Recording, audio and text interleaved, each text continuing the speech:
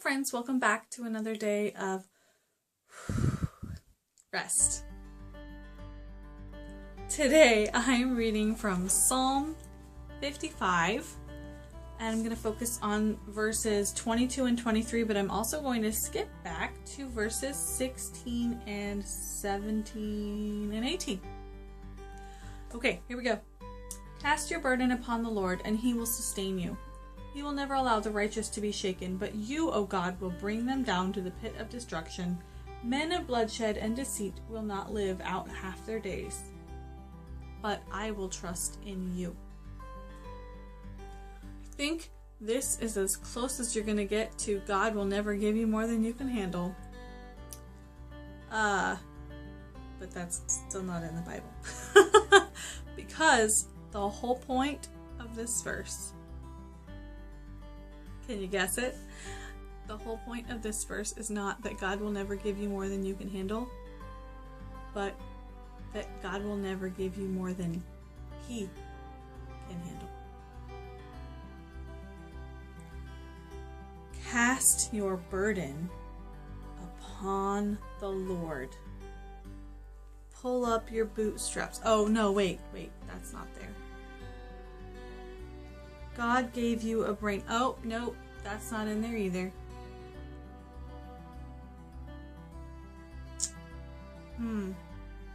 He will sustain you.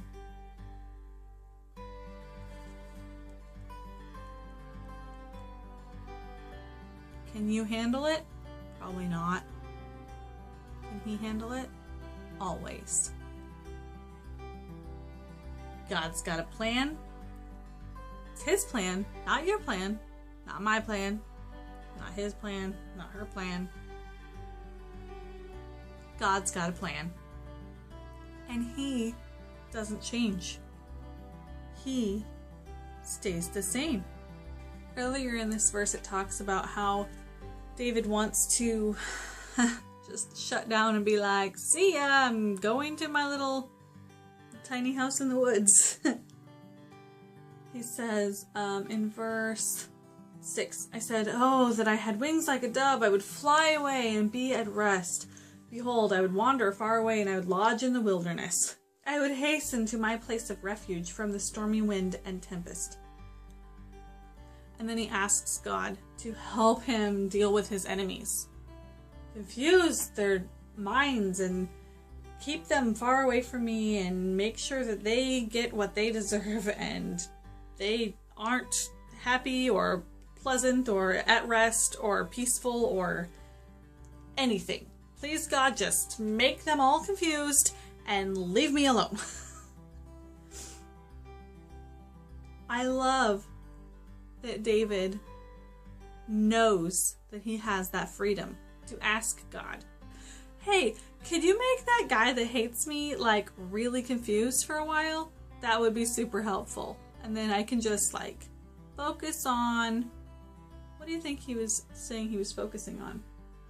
Where do you think he would fly if he were a dove so that he could be at rest?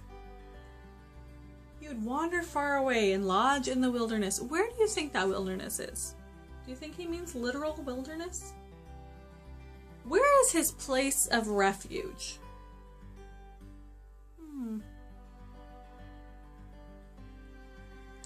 Moving back into where I said I was going to go. Verse 16 and 17.